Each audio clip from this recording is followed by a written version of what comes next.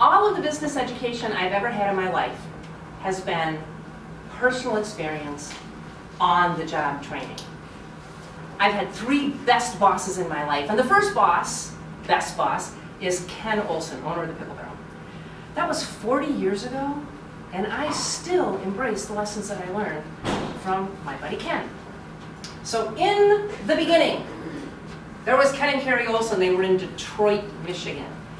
He was in sales, she was in design, but really, they were outdoor people.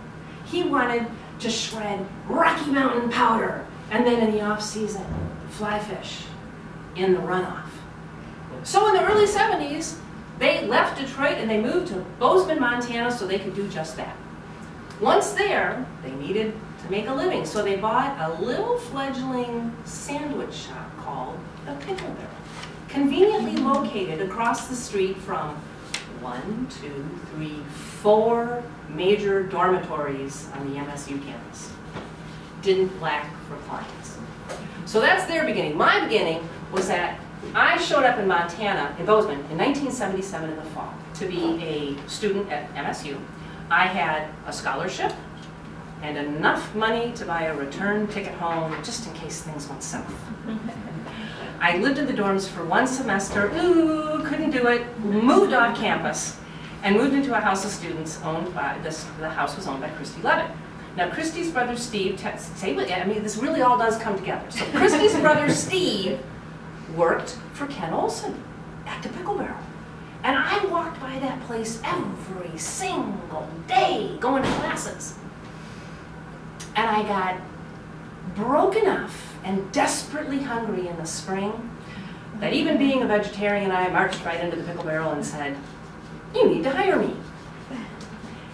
You couldn't get hired at the Pickle Barrel at that time unless somebody vouched for you. Somebody Ken Olson personally knew had to say you were an okay person. Now I didn't know Steve Levitt from a hole in the wall, but I knew his sister, and that was close enough to get me the job. The way the Pickle Barrel worked is Ken hired students and ski instructors to work part-time. He paid us minimum wage, and when we ate, we're supposed to write down our meals on a ticket, and we would get 50% off. Now the way we worked the Pickle Barrel is that we had a lot of fun, and we worked really hard for Ken. And when we thought he wasn't looking, we would snack as much as we could, and we never wrote a thing down.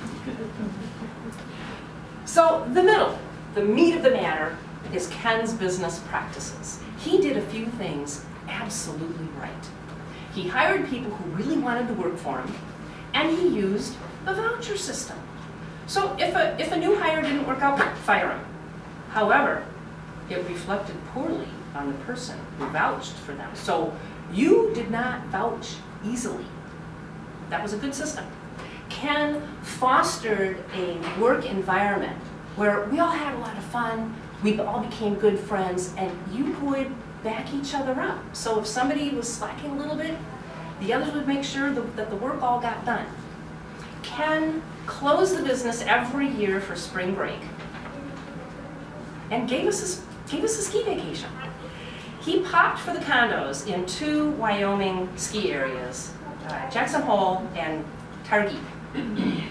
We packaged up all the food at the Pickle Barrel that was going to go bad anyways, and then we took the tip jar that sat out in front of the cash register all year long, sucking up dollars, and we spent that on the rest of the food and gas money.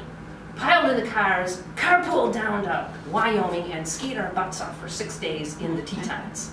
Awesome! If you couldn't afford the ski tickets, Ken would front the money for you, and then he would take it out of your paycheck, just a few dollars at a time. He really wanted everybody to go on this ski trip. It was a lot of fun.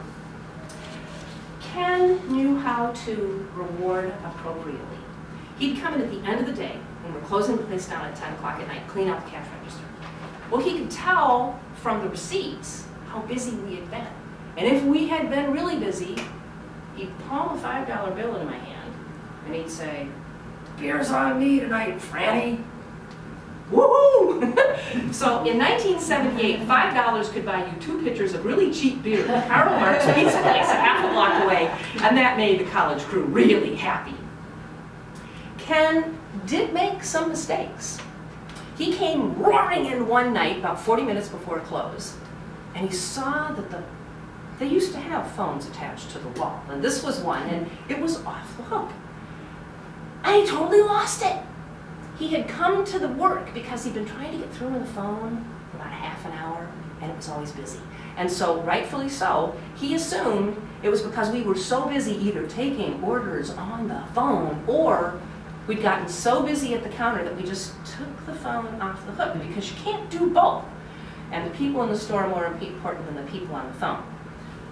But by the time he got there, the rush had just ended, and we're being a bunch of goof-offs. And it's like, well, that was fun, and we're throwing lettuce at each other.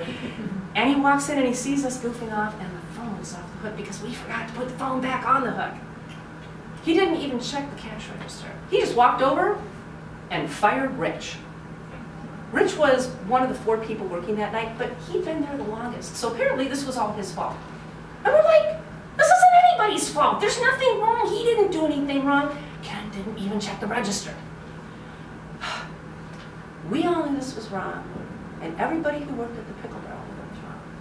And so for 3 days, nobody who worked for Ken at the Pickle Barrel would talk to him. 3 days. He eventually hired Rich back.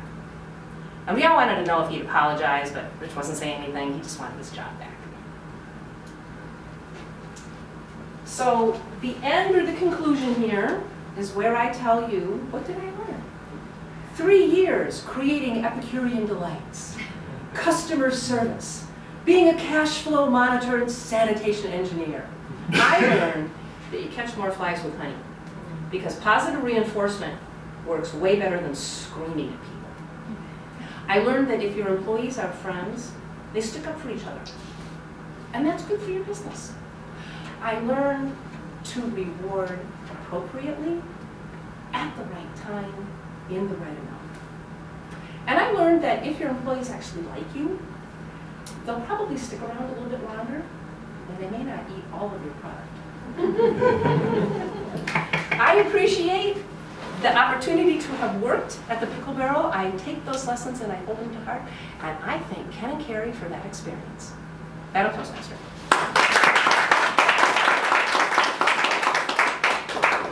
Thank you, Franny, so much for a delightful speech. Ken sounds like the kind of guy I think we'd all like to work for. Ladies and gentlemen, now is your opportunity.